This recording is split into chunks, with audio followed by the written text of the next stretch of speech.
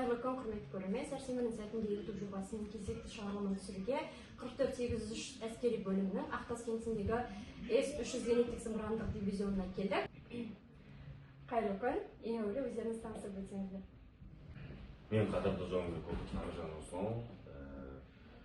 Осы әскери бөлімге 44-800 әскери бөлімінің С-300 зениттік зымырандық дивизионына келдік. Өз әскери борышымды жақсы өткеріп жатырмын.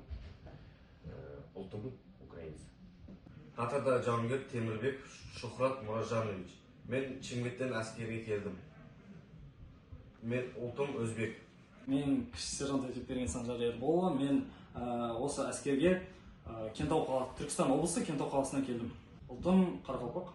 Мен қатардағы жауынгер Набзоловы Сейпалин Анварович. Мен Шымкент қаласынан осы жерге әскерге келдім. Ұлтым күрд. Жақсы, енді қазақша қалай үйрендіңіздер, отбасыларыңызда қазақша сөйлесесіздер ме, сол туралы айтып өтсеңіздер. Менің әкем украинец болса да, мен қазақ отбасында тәрбие көрген азаматпын. Және де қазақ мектебін бітіріп, қазақша өзімді бейімдеген болатпын. Және де анам қазақ болғандықтан мен өзім қазақ тілін таңдаймын.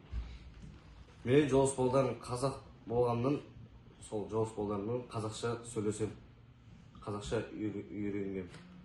Мен қазақ мектебінде оқыдым, ортам қазақ. Мен қазіргі Түркістан облысы Кентау қаласында өстім, Бүрген деген ауылда. Және сол ауылда қазақ балалармен бала кезінен қазақша сөйлеп үйреніп, қазақша сөйлеп өскен. Жақсы, енді әскерден кейін қандай жоспарларыңыз бар?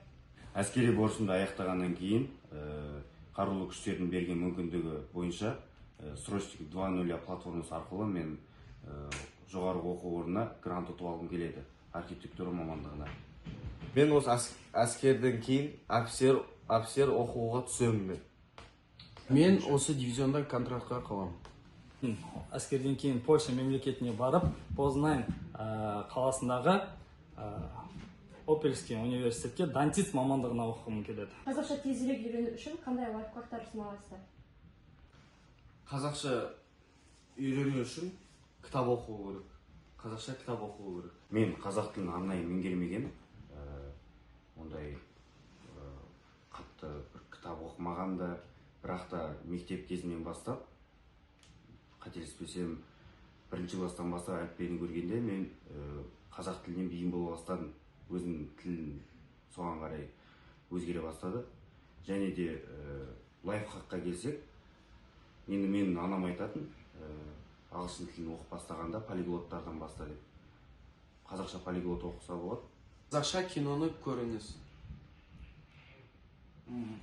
Қазақша үйрену үшін көп кітап оқу керек, өлеңдер тыңдау керек, және де кинолар көру керек. Қазақша мен өз басым қазақ тілін өз ортамнан және отбасында қазақша сөйлегеннен кейін, және қазақ пен қарақалпақ тілі түрік тілдес бір-біріне қатты жақын, содан кейін мен қазақша үйрендім.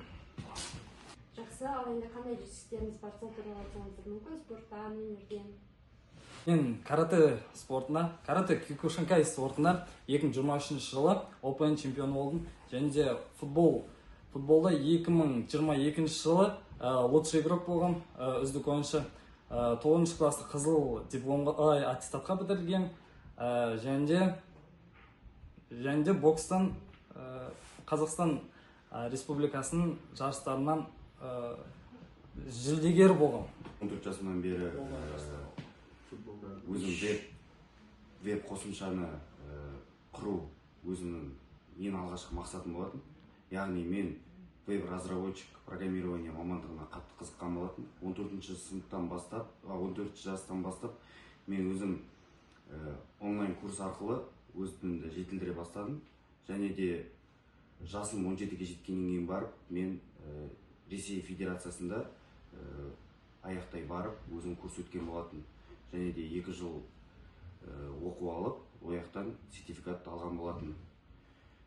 Және мен армияға кетпестен бұрын, мен өзімнің алғашқы веб қосымшамды жасадым. Ол ойын болатын.